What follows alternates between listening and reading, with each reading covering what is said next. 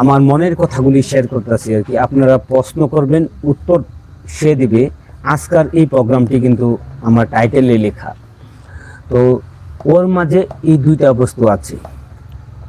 তো এই দুইটা বস্তু আমি চাই যে সবার মাঝে থাকতে হয়।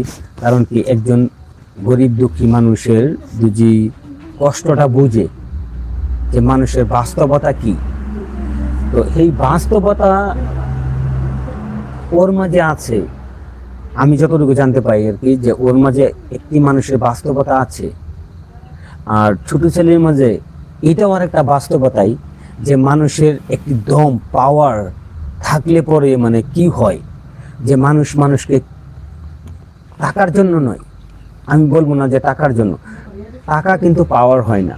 মানুষের মনের যে শক্তি, কথা কোয়ার একটা যে স্টাইল, কথার থেকেই যেন ভয় পায় বা ওকে মানে, ওই বস্তুটা আমার ছোট ছেলের মাঝে আছে। ওর মাঝে আছে যে মানুষের মায়া মমতা দিয়ে কিভাবে আগলিয়ে রাখা যায়, সেটা আমার বড় ছেলের মাঝে আছে। আমরা